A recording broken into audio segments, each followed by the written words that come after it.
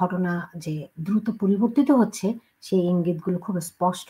বিশেষ করে আপনারা জানেন যে আজকে জাতীয় পার্টির অফিসে আ আ ইফতারিতে যে হামলা করা হয় সেখানে সেনা সদস্যরা খুবই কঠোর অবস্থান নেয়, খুব কঠোর ভূমিকা পালন করে এবং খুব দ্রুত এগুলো নিয়ন্ত্রণে আনে। এটি একটা উল্লেখযোগ্য দিক, একটা তাৎপর্যপূর্ণ দিক।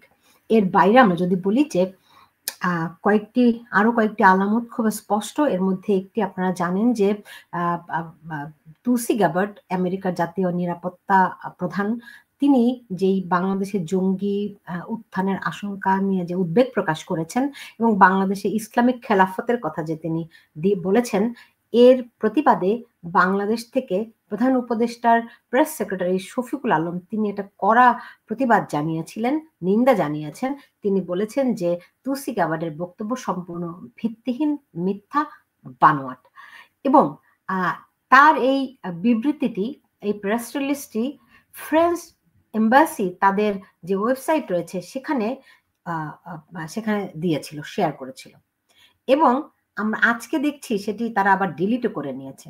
আমি ঘটনাটি একটু জানার চেষ্টা করছিলাম। আমার কাছে আছে তারা যখন এটি ফ্রেঞ্চ এম্বাসি যখন এটি আপ করে, আ শেয়ার করে প্রধান উপদেষ্টার কার্যালয় থেকে প্রেস সেক্রেটারি শফিকুল আলম যে বিবৃতিটি পাঠিয়েছিলেন যে সরকার আ আ আ আমেরিকান যেই তুলসী গাবার্ড যেই বক্তৃতাতে দিয়েছে বাংলাদেশে জঙ্গিদের উত্থান নিয়ে, বাংলাদেশের ধর্মপ্রাণ মুসলমানদের উপর ড্যামেজ করা হয়েছে, তাদের ইমেজ ক্ষতিগ্রস্ত করা হয়েছে। এরকম যে বিবৃতিটি তিনি দিয়েছিলেন সেটি আপনারা দেখতে পাচ্ছেন যে ফ্রেঞ্চ এম্বাসি তাদের ওয়েবসাইটে এটি আপ করেছিলেন।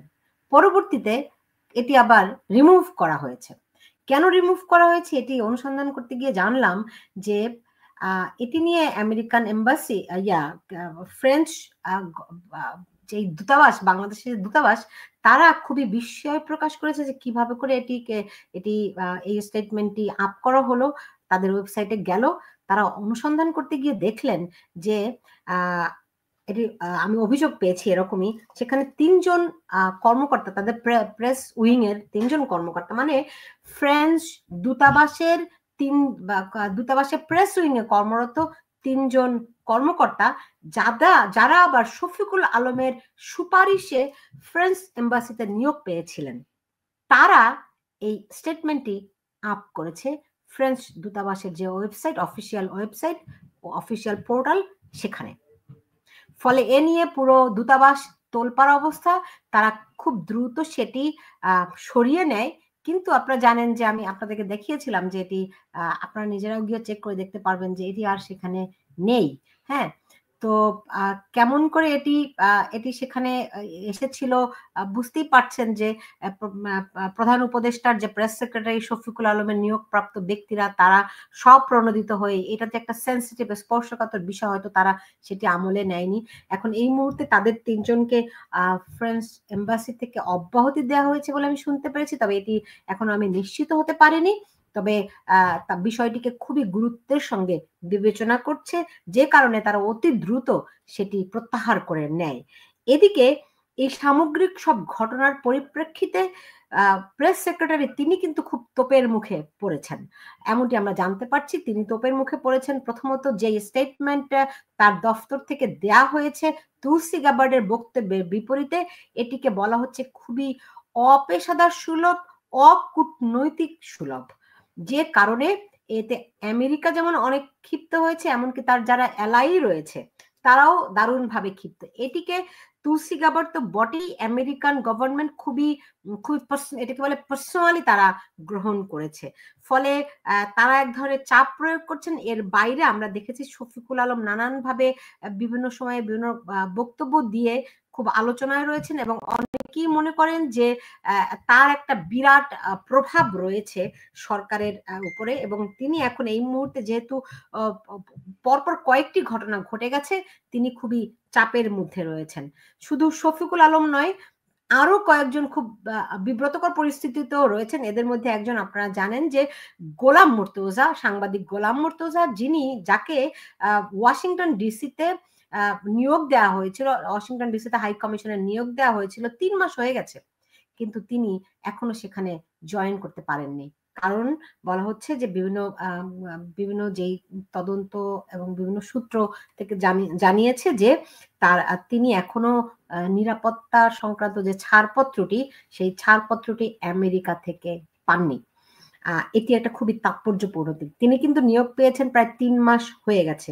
এমনকি তুলসী গাবার যখন তার প্রতিক্রিয়া জানিয়েছিলেন ভারতীয় গণমাধ্যমে যে কি বাংলাদেশে জঙ্গি উত্থানের সংক্রান্ত উদ্বেগ জানিয়ে, এর পরপর তিনি গোলাম মুর্তজা সামাজিক যোগাযোগ মাধ্যমকে একটি বিবৃতিও লিখেছিলেন বা একটা প্রতিক্রিয়া জানিয়েছিলেন, কিংবা একটা স্ট্যাটাসও লিখেছিলেন যে তার এই বক্তব্য যদি এখনো গুরুতর বা গুরুত্বের সঙ্গে গ্রহণ করা না হয় তাহলে সামনে বিপদ আছে। তিনি কিন্তু এই হুঁশিয়ারি দিয়েছিলেন, কিন্তু তারপরেই আমরা দেখলাম যে শফিকুল আলম তিনি অনেকেই বলছেন যে এটি একটা ব্লান্ডার করে ফেলেছেন। এটিকে সরকার যেভাবে করে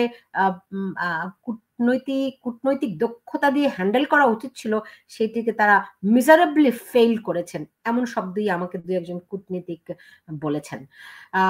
এর বাইরে লন্ডন হাই কমিশনে আরেকজন সাংবাদিক নিয়োগ পেয়েছিলেন, তিনিও ৩ মাস আগে, গোলাম মুর্তজা এবং ওই সাংবাদিক আকবর হোসেন, কিন্তু তিনিও কিন্তু এখনো লন্ডনে যেতে পারেননি, তিনিও ছাড়পত্র পাননি। ফলে বিষয়গুলিকে খুবই বিব্রত করে একদিকে, অন্যদিকে ইঙ্গিতপূর্ণ। এর বাইরে আপনারা অনেকেই হয়তো এর মধ্যে জেনে গেছেন, সেনাপ্রধান ওয়াকারুজ্জামান তিনি আজকে প্রধান উপদেষ্টার সঙ্গে দেখা করতে গিয়েছিলেন।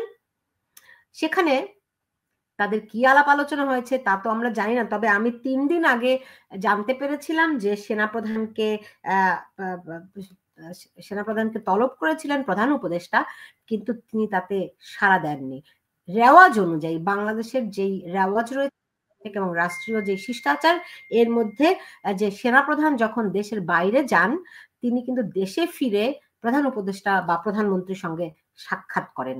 এটি রেওয়াজ বাংলাদেশের। আবার প্রধানমন্ত্রী কিংবা প্রধান উপদেষ্টা যখন দেশের বাইরে যাবেন, তিনি গিয়ে রাষ্ট্রপতির সঙ্গে সৌজন্য সাক্ষাৎ করবেন। এটি বাংলাদেশের গণতান্ত্রিক রেওয়াজ। এই রেওয়াজটি কিন্তু এই সরকারের আমলে গত ৭ মাসে আমরা দেখিনি। সেখানে আজকে প্রধান উপদেষ্টার কার্যালয়ে যখন আর্মি চিফ গেছেন, এটি অত্যন্ত তাৎপর্যপূর্ণ। আমরা ঠিক জানি না যে তাদের কি কথা হয়েছে, হয়তো আমি জানতে পারবো, সময় লাগবে একটু, কিন্তু এখন পর্যন্ত আমার কাছে সে সংক্রান্ত সুনির্দিষ্ট তথ্য নেই। তবে যে সমস্ত ইঙ্গিত রয়েছে, সেই ইঙ্গিতের একটি প্রধান আমরা দেখতে পেয়েছি আজকে জাতীয় পার্টির অফিসে ইফতার পার্টিতে যে হামলা হয়, সেই হামলার পরিপ্রেক্ষিতে সেনাবাহিনী যে ভূমিকা পালন করে, সেটি একটি দৃশ্যমান আলামত হিসেবে বিবেচনা করা হচ্ছে। ঘটনা খুব দ্রুত পরিবর্তনের দিকে এগুচ্ছে। কোন দিকে এগুচ্ছে এটি বলা মুশকিল, কারণ বিষয়টি আসলে শুধুমাত্র বাংলাদেশের আমাদের যেই স্থানীয় রাজনীতি, এটির মধ্যে সীমাবদ্ধ নয়। আপনারা যারা বিচক্ষণ আছেন, আপনারা সবাই বোঝেন যে এটি শুধুমাত্র আমাদের স্থানীয় বাংলাদেশের পলিটিক্স নয়।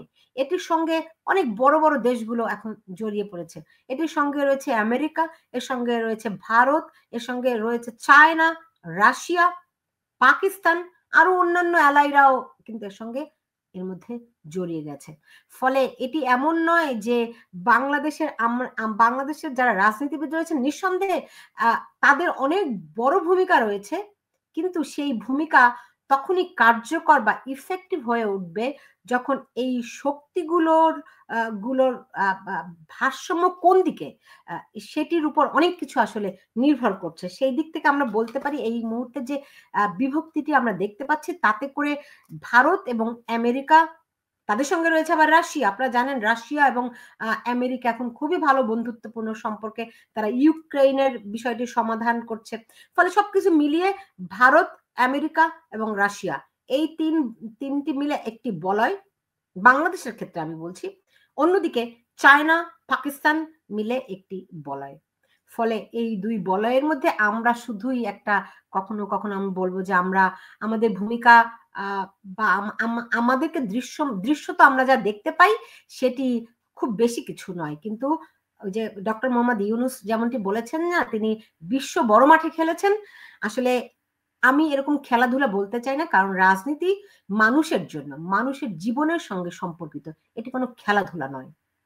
যারাই মনে করেন এগুলো খেলাধুলা, তারা অসুস্থ, তারা অসুস্থ। সেটি যে দলই বলুক না কেন, প্রধান উপদেষ্টার মতো একজন নোবেল বিজয়ী মানুষ, তিনি যখন বলেন যে তিনি বড় মাঠে খেলেছেন, এগুলো খুব ক্লিশে, খুবই তুচ্ছ, মানে ভেরি সিলি। রাজনীতি কোনো খেলার বিষয় নয়। রাজনীতি মানুষের ভবিষ্যতের বিষয়। রাজনীতি মানুষের জীবনের সঙ্গে সবচেয়ে বেশি সম্পর্কিত একটি বিষয়। সেখানে মানে যারা খেলাধুলা করে, তারা আসলে মানুষের জীবন নিয়ে খেলাধুলা করে। বর্তমানে বাংলাদেশের মানুষ সেই ভোগান্তিতেই পড়েছে। এই খেলাধুলায় একটা ফুটবলের বল হিসেবে তারা বিবেচ্য হচ্ছে।